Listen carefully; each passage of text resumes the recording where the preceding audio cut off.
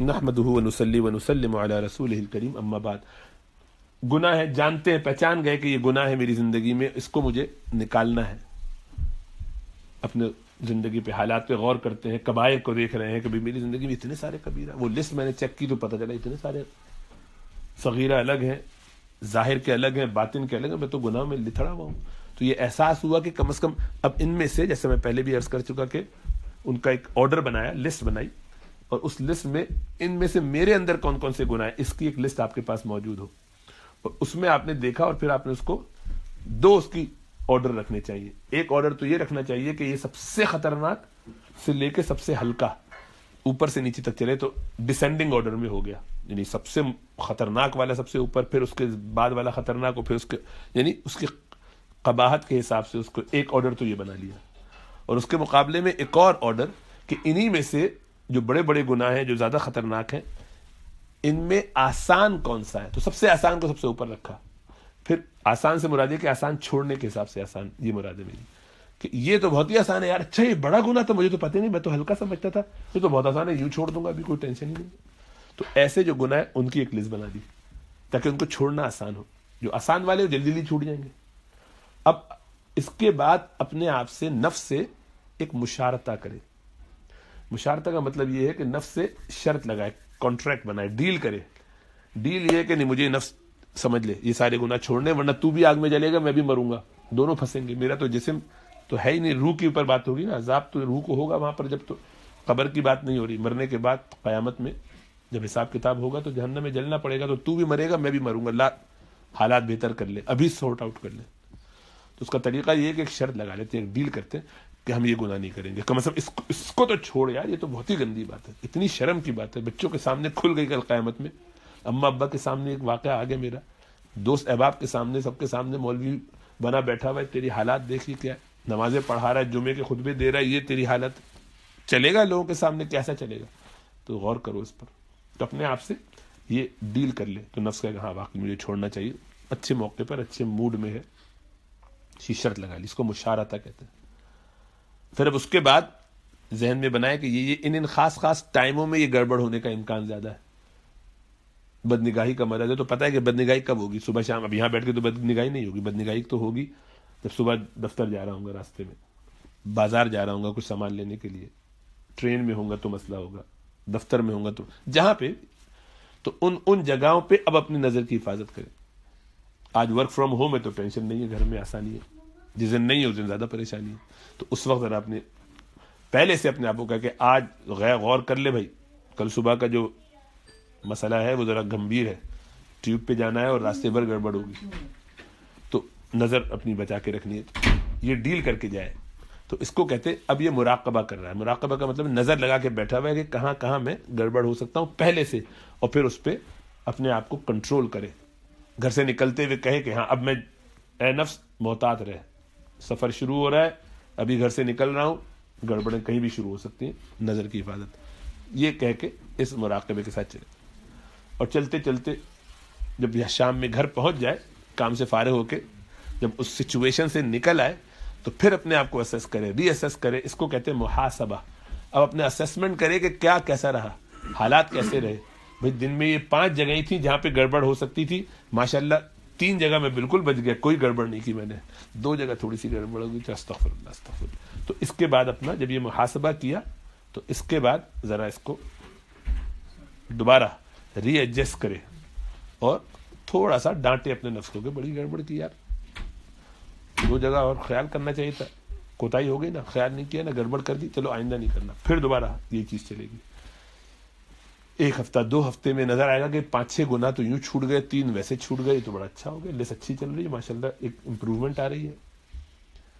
اب کچھ ایسے گناہ ہوں گے کہ جو قابو میں نہیں آ رہے، قابو میں نہیں آ پا رہے، تو مشارطہ کیا تھا، پھر نفس دھوکہ دے دیتا ہے، مراقبہ کیا، 1-2 وقت چلتا ہے، پھر نہیں ہو پاتا، ہفتہ، مہینے سے زیادہ اس کو ٹائم مت دے، محاسبہ کر رہا ہے تو گڑبڑ ہو رہی ہے، تو خیال آیا نہیں اب اس کو تھوڑی سی سختی کرنی چاہیے، تو معاتبہ کا مطلب ہے اس پہ لان تان، ڈانٹ پھٹکار، برا بھلا کہنا، اس سے بات کر کے اپنے آپ کو رگڑے، ڈانٹے، اچھی طرح ڈانٹے، کہ شرم نہیں آتی، اللہ کو گواہ بنا کے وعدہ کرتا ہے, طے کرتا ہے, پھر گڑبڑ کرتا ہے. نہیں, اپنے نفس کو خوب برا بھلا کہے, برملا اس کا, اپنے آپ سے تنہائی میں خوب اپنے آپ کو رگڑے, ڈانٹے, عتاب کرے, اس پر غصے کا اظہار کرے. اس سے یہ ہوگا کہ وہ آئندہ کے لیے کل پھر سیٹ رہنا ہو, پھر اگلے دن وہی روٹین. کبھی کبھی یہ ہوگا کہ ہفتہ مہینے کے بعد معاملہ قابو میں آ جائے گا, اور کبھی نہیں آئے گا. تو جس چیز میں قابو میں نہ آئے, مہینہ گزر گیا پھر بھی نہیں چل رہا معاملہ, گڑبڑ پہ گڑبڑی ہو رہی ہے, وہ زندگی میں تبدیلی نہیں آ پا رہی, میں تو پھر وہی شیطان بن جاتا ہوں. اب پھر شیخ سے رجوع کرے کہ اب اس کو معاقبے کی ضرورت ہے, اب اس پہ عقاب کی ضرورت ہے, اب اس کو سزا دینی ہے, ڈانٹ پیٹ کی ضرورت ہے. مار نہیں, ڈانٹ پیٹ سے بات آگے نکل گئی, سزا کی ضرورت ہے. تو سزا کچھ بھی ہو سکتی ہے. تو وہی سوال کیا کہ یہ پختہ عہد کر لیا ہے کہ انشاءاللہ کوئی گناہ نہ کروں گا, اور اگر ہوا تو نفس کو خوب سزا دوں گا, مگر وہ سزا سمجھ میں نہیں آتی کہ کس طرح نفس امارہ جو برائیوں کے حکم دیتا رہتا ہے اس کو قابو میں کر کے اس کو پاک صاف کر کے مطمئنہ بنا لوں. تو اس کا جواب ادھر دے رہے تھے تھانوی صاحب رحمۃ اللہ علیہ کہ ہر ایک نفس کی سزا جدا ہوتی ہے. کیونکہ شریف شخص, اچھا شخص جس سے چھوٹی غلطی ہوئی پہلی دفعہ ہوئی, اس کی سزا کچھ اور ہوگی, جو عادی مجرم ہے اس کی سزا دوسری ہوتی ہے. تو اس لیے شیخ سے رجوع کرنا پڑتا ہے کہ وہ آپ کو سزا صحیح تجویز کرے کس سچویشن کے لیے. کیونکہ آپ ویسے نفس کا شکار ہو کے اس گناہ میں مبتلا ہوئے نا, ایسا نفس جو آپ سے گناہ کروا رہا ہے وہ سزا میں آپ کو کب چلنے دے گا اپنی مرضی سے؟ وہ آپ کو میٹھی سی سزا بتائے گا. ایک حکمران ہے, بہت امیر آدمی ہے, بہت مال و دولت رکھتا ہے, وہ کہے گا کہ میں گناہ کے لیے میں غلام آزاد کر دیتا ہوں. اچھا پیسے دینے, ہاں میں 100 پاؤنڈ دینے کے لیے تیار ہوں ہر گناہ پر, جب بھی زنا کروں گا 100 پاؤنڈ دے دوں گا. اس کے لیے کیا وہ 1000 دے سکتا ہے؟ اس کے لیے سزا کب ہوئی؟ یہ کوئی سزا تھوڑی ہے. وہ کہے گا نہیں آپ نے ان کو بھی تو یہ سزا بتائی تھی, بھائی وہ تو غریب آدمی ہے, ان کو 5 روپے دینا بھی مشکل ہو رہا تھا, ان کو وہ سزا لگائی تاکہ وہ اس سے رکے. تیرے لیے یہ ہے کہ تو تہجد پڑھے گا, 8 رکعت پڑھے گا, سونے سے پہلے پڑھے گا یا سونے کے بعد اٹھ کے پڑھے گا, جو بھی, یعنی اس کے نفس کو جانتے ہوئے. اسی لیے شیخ کو اتباع کی جاتی ہے, بتایا جاتی ہے اپنی کیفیات کو, تو وہ آپ کی کیفیت کو جان لیتا ہے کہ ان کو فجر میں بلانا مصیبت ہوگا ان کے لیے, ان کو تہجد میں اٹھانا زیادہ ان کو ٹینشن دے گا, ان کو روزہ رکھنے سے ان کی جان نکل جائے گی, ان کو 1 سپارہ روزانہ پڑھنا پڑا تو ان کی چیخیں نکل جائیں گی. سمجھ میں آ رہا ہے؟ تو ہر ایک کی وہ کیفیات کو چونکہ جب وہ جاننے لگتا ہے, کیونکہ آپ اطلاع کرتے ہیں, وہ آپ کو بتاتا ہے کہ پھر اس کا یہ کرو, تو پھر وہ آپ کے سمٹمز کو جانچ کر آپ کے مطابق وہ سزا تجویز کرتا ہے, اور پھر اس پہ پوچھتا بھی ہے 2 دن بعد مجھے اطلاع کر کے بتاؤ یہ سزا کر لیا یہ کام کہ نہیں, فوراً اطلاع کرو.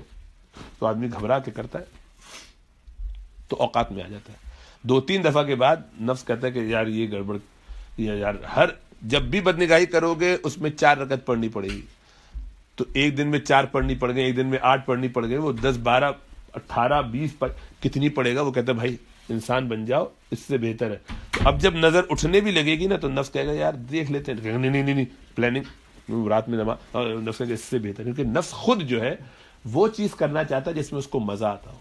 تو جہاں اس کو آپ نے ایسے قابو کر دیا, اسی لیے آپ نوٹ کیجئے نا, وہ نفس جو بدماشی پہ مبتلا ہو اور بس بدماشی پہ آپ کو اکسائے چلے جائے, پیچھے پڑ جائے کہ یہ کرنا ہے, اسی وقت ایک بندوق لے کے کوئی بندہ کھڑا ہو جائے کہ آ جا سامنے, اب کر کے دکھا, تو نفس کیا کہے گا اس وقت؟ کہے گا تم خراب ہے کیا؟ نہیں میں تو بالکل ٹھیک. اس زانی کو جو زنا کی حالت میں ہو, اللہ محفوظ رکھے سب کو, اس وقت چھاپا مار دے وہاں پر کوئی بندہ, اس کا ابا آ جائے دروازے پہ, ماں آ جائے, بھائی آ جائے, دوست آ جائے, کوئی بھی آ جائے جس کو سامنے اس نے اپنے آپ کو بڑا پاکیزہ بنا کے رکھا ہوا ہے, یا کم از کم اس سے ایکسپیکٹ نہیں کرتے پبلک ہو جائے وہ چیز, تو پھر دیکھو اس کا جذبہ کہاں, اس سے کہو وہ دم دبا کے بھاگے گا وہاں سے. پولیس آ گئی جس جگہ وہ تھا ڈاکے ڈالنے میں, دم دبا کے بھاگے گا, چھوڑے گا, جہاں آئے بھائی بھاگو, کرتا ہے کہ نہیں؟ اس کا مطلب ہے کہ نفس کا تقاضا فائدے کی حد تک تھا کہ جہاں چپکے یہ نفس جو ہے لچا زیادہ ہے, اتنا بڑا وہ ڈاکو نہیں ہے. ڈاکو کیا کرتا ہے کہ وہ دوسرے کی جان لے کے بھی اپنا کام کرے گا. لچا لفنگا کیا کرتا ہے, بالکل چھچورے پن میں دیکھا کوئی نہیں ہے تو چپکے سے اٹھا لی, لیکن دیکھا کوئی دیکھ رہا نہیں, وہ میں نے سمجھا کہ غلطی میں آپ ہی کو دینے والا تھا, یہ لیجیے یہ انگوٹھی میں اٹھانے کا ارادہ نہیں, تو میں تو ویسے آپ کو دے رہا تھا, آپ کے ہاں لیجیے. وہ ہمت بھی گھٹیا ہوتی ہے نا, مزاج بھی گھٹیا, کمینگی ہوتی ہے, تو نفس میں کمینگی زیادہ پائی جاتی ہے. تو وہ مزے کی چیزیں تو کرتا ہے, تکلیف دہ چیزیں نہیں کرے گا. جہاں بوجھ پڑے گا تو وہ فوراً فیصلہ کرے گا کہ یہ اس بد نگاہی میں یار کیا فائدہ کیا ہے, اس کے نتیجے میں 12 رکعت پڑھنا ٹو مچ ہے, میں 12 رکعت نہیں پڑھوں گا, نظر ہٹا لے بھائی. تو وہ اس وقت وہ فیصلہ فوراً اپنی ایڈجسٹمنٹ کے ساتھ کر لیتا ہے, اپنے فائدے کے حساب سے چلتا ہے. تو اسی لیے نفس کو قابو میں کرنے کے جو اسٹیپس ہیں وہ پورے کرنے چاہیے. تو انشاءاللہ آہستہ آہستہ گناہ چھوٹیں گے.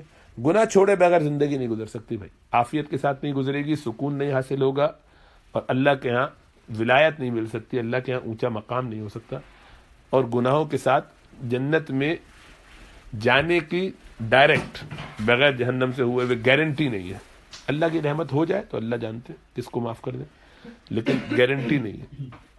اور اسی طرح سے اللہ کے قرب اور جنت کے قرب میں اونچے رسول اللہ صلی اللہ علیہ وسلم اور صحابہ کے ساتھ اونچی مجالس جنت الفردوس میں, وہاں پہنچنے کی بھی کوئی گارنٹی نہیں ہے, بلکہ خطرہ ہے کہ نہیں جا سکے گا, نیچے والے میں رہے گا کچھ ہلکے ہلکے. تو اس لیے اونچی جنت میں جانا ہے, وہ بھی اللہ کی رحمت سے جانا ہے, اس کے لیے محنت کرنی پڑے گی. گندے گندے گناہوں سے اپنے آپ کو بچانا پڑے گا, گناہ کے سارے سٹیپس فالو کرنے پڑیں گے. مشارطہ کرے, یعنی شرط لگائے, پھر مراقبہ کرے, غور کرے کہ کن کن کیفیات میں ایسا ہوتا ہے, کن حالات میں ہوتا ہے, اس کا پورا ورک آؤٹ کرے, ایس او پی بنائے اپنے لیے, کیا کرنا ہے, کیسے کرنا ہے. پھر اس کے بعد اس وقت گزر جانے کے بعد محاسبہ کرے کہ صحیح کیا کہ نہیں کیا. پھر اگر تینوں سے ہی کام چل جائے, جو اکثر چل جائے گا انشاءاللہ تعالیٰ, تو بہت اچھا. نہیں ہو تو عتاب کرے, اس پر معاتبہ, ڈانٹے, برا بلا کہے. اس سے بھی نہ ہو تو پھر شیخ کو اطلاع کرے اور معاقبہ اپنے لیے سزا تجویز کروائے, اس سزا پر عمل کرے, تو انشاءاللہ اس سے گناہ قابو میں آ جائیں گے. اللہ سب پر کرم فرمائے.